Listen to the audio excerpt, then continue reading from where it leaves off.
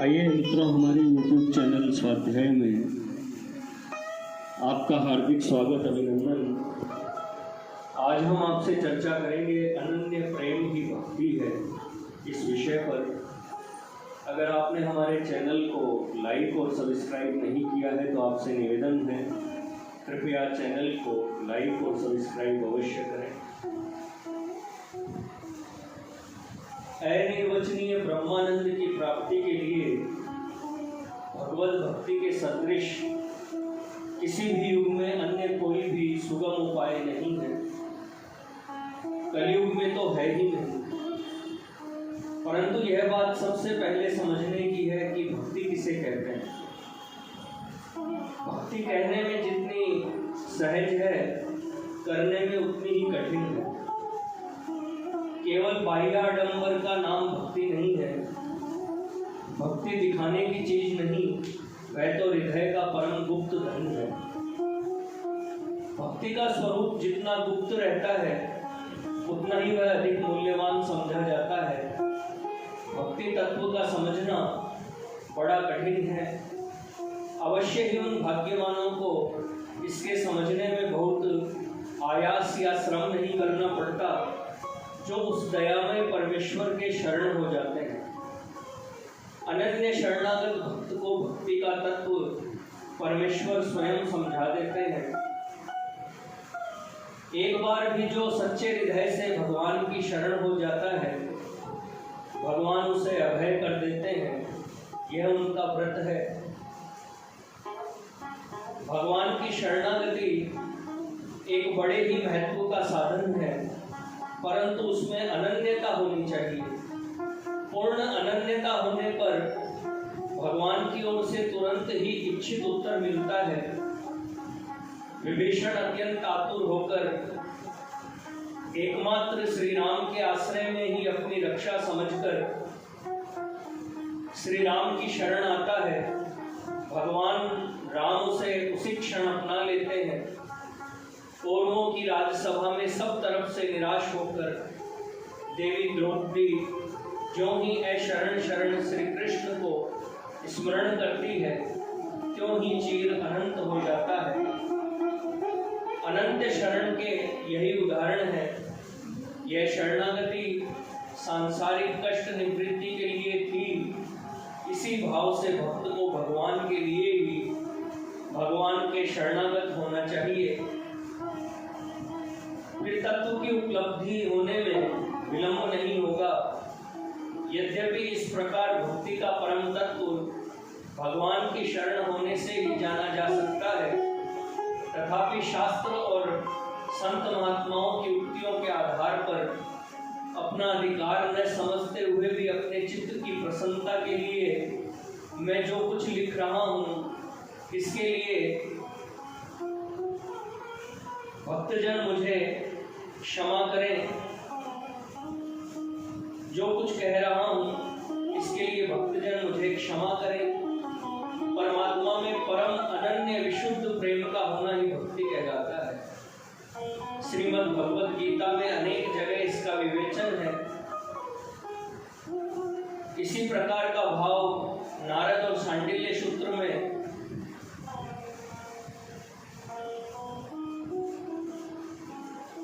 पाया जाता है।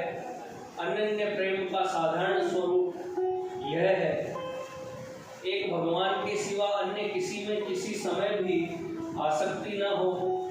प्रेम की मग्नता में भगवान के सिवा अन्य किसी का ज्ञान ही न रहे। जहाँ जहाँ मन जाए वहीं भगवान दृष्टिगोचर हो। यूँ होते होते अभ्यास बढ़ जाने पर अपने आप की विस्मृति होकर केवल एक भगवान ही रह जाए। यही विशुद्ध अनन्य प्रेम है। परमेश्वर में प्रेम करने का हेतु केवल परमेश्वर या उनका प्रेम ही हो। प्रेम के लिए ही प्रेम किया जाए, अन्य कोई हेतु न रहे। मान, बड़ाई, प्रतिष्ठा और इस लोक तथा परलोक के किसी भी पदार्थ की इच्छा की गंध भी साधक के मन में न रहे।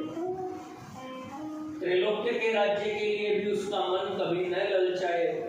स्वयं भगवान प्रसन्न होकर भोग्य पदार्थ प्रदान करने के लिए आग्रह करे। तब भी न लें। इस बात के लिए यदि भगवान रूठ जाए तो भी परवाह न करें। अपने स्वार्थ की बातें सुनते ही उसे अतिशय वैराग्य और उपरामता हो।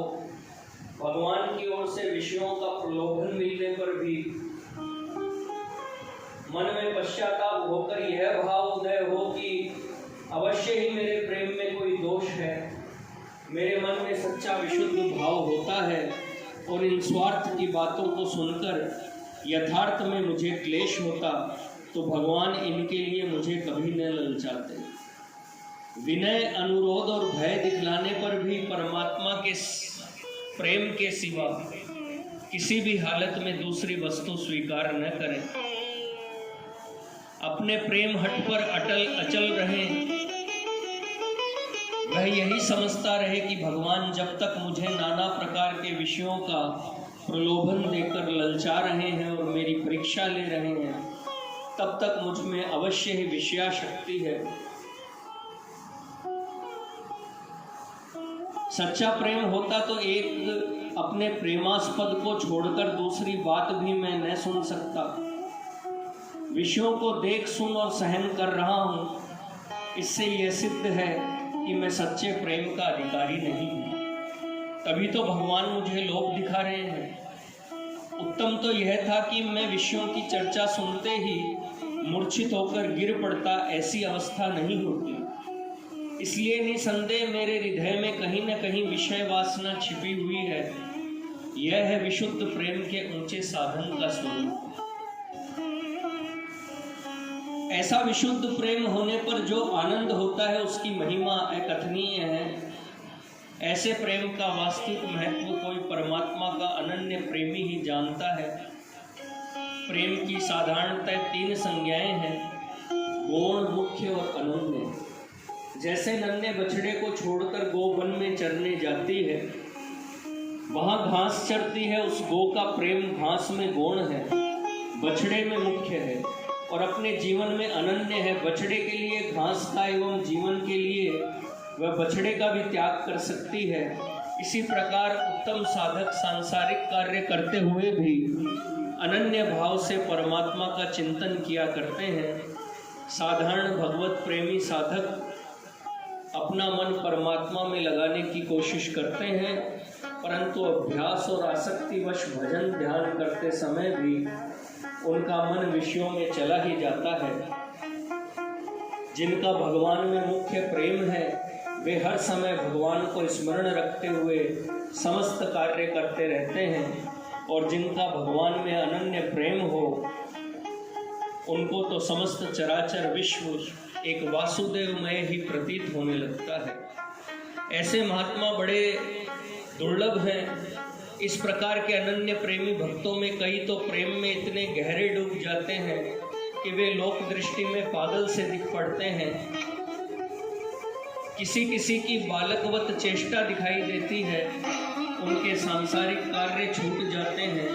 कई ऐसी प्रकृति के भी प्रेमी पुरुष होते हैं जो अनन्य प्रेम में निमग्न रहने पर भी महान भागवत श्री भरत जी की भांति या भक्तराज श्री हनुमान जी की भांति सदा ही राम काज करने को तैयार रहते हैं। ऐसे भक्तों के सभी कार्य लोग हितार्थ होते हैं।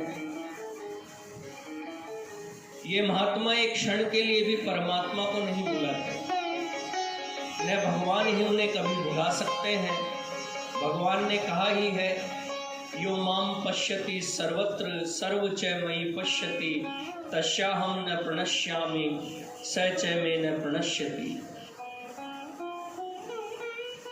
मित्रों, यह थी अनन्य प्रेम ही भक्ति है। इस विषय पर संक्षिप्त ज्ञान चर्चा। अगर आपको हमारा चैनल पसंद आए तो इसे लाइक और सब्सक्राइब अवश्य करें। धन्यवाद।